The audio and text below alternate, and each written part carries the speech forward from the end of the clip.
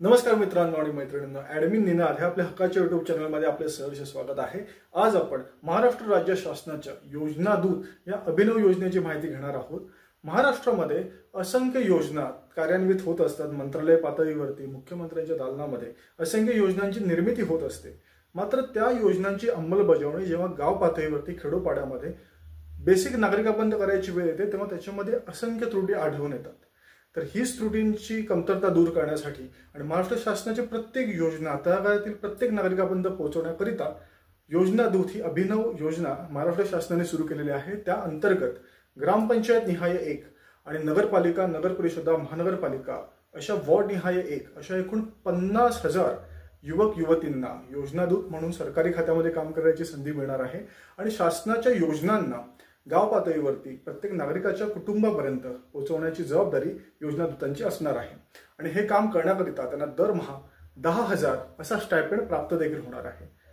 दिनांक 13 सप्टेंबर 2024 या योजना दूतला ऍप्लिकेशन करण्याकरिता अत्यंत शेवटची डेट आहे। पदवीधर युवक युवती ज्यांना शासकीय योजनांचा लाभ घ्यायचा आहे त्यांच्याकरिता मुख्यमंत्री योजना दूत योजना अत्यंत चांगली आहे। त्याकरिता पात्रतेचे निकष काय आहेत त्याचीच माहिती आपण घेऊया। वयोमर्यादा 18 ते 35 म्हणजे तरुण युवक युवतींना याचा लाभ घेता येणार आहे।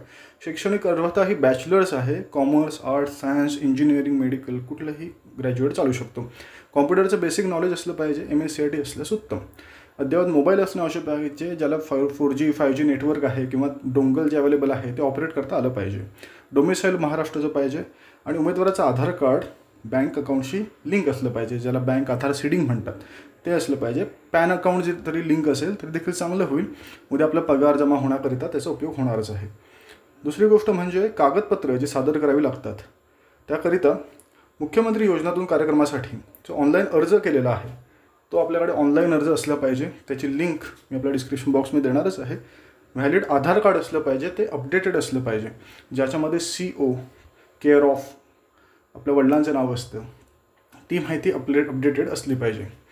पदवी उत्तीर्ण असल्याबाबतचं सर्व प्रकारचे डॉक्युमेंट्स ज्याच्यामध्ये मार्कलिस्ट असतील आणि डिग्री सर्टिफिकेट असेल, कॉन्व्होकेशन असल्यास अजूनही उत्तम, आणि एक छोटं DD सर्टिफिकेट येतं ते देखील असावं। अशी 4 प्रकारचे डॉक्युमेंट्स ज्यामध्ये मार्कलिस्ट, DD सर्टिफिकेट, कॉन्व्होकेशन आणि ओरिजिनल सर्टिफिकेट 4 गोष्टी असाव्यात। डोमिसाईलचा दाखला असावा, शक्यतो तहसीलदार किंवा प्रांत अधिकारी अशा अधिकाऱ्यांनी दिलेला दाखला असायला पाहिजे। वैयक्तिक बँक खात्याचा तपशील असला पाहिजे, बँक अकाउंट ॲक्टिव्ह असलं पाहिजे। पासपोर्ट आकाराचा फोटो एक म्हटलेला आहे पण 2-3 असलेले केव्हाही चांगले। आणि हमीपत्र की मी 6 महिने ह्या योजनातून म्हणून काम करणार आहे, इतर कुठे काम करणार नाही, शासनाची माहिती मी बाहेर प्रस्तुत करणार नाही, योजनांची गुप्तता पाळीन, अशी माहिती या ठिकाणी आपल्याला द्यायची आहे। योजना दूताची नेमकी निवड प्रक्रिया, नेमणूक प्रक्रिया कशी आहे? 13 सप्टेंबरपर्यंत शेवटचा अर्ज भरण्याची लास्ट डेट आहे, जी एक्सटेंड होण्याची अत्यंत दाट शक्यता आहे। अर्जाची छाननीची प्रक्रिया ही बाह्य संस्थांमार्फत केली जाणार आहे। त्याच्यानंतर जिल्हा माहिती अधिकारी यांच्याकडे संपूर्ण यादी पाठवण्यात येईल।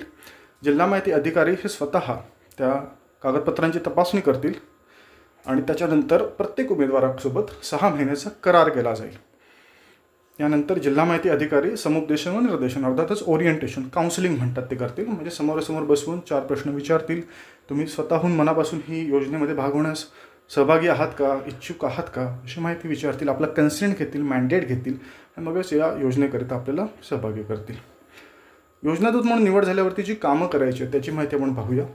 योजना दूत जिल्ह्यातील सर्व योजनांची माहिती घेतील, ज्यामध्ये श्रावणबाळ निराधार योजना असेल, संजय गांधी योजना असेल, लाडका भाऊ लाडकी बहीण योजना असेल, कुसुम योजना असेल, पीक विमा योजना असेल, प्रत्येक प्रकारच्या योजनांची माहिती देतील आणि घरोघरी जाऊन शासनाच्या योजनांची माहिती प्रत्येक उंबऱ्यावरती जाऊन देतील, जेणेकरून प्रत्येकाला ह्या योजनांची माहिती होईल।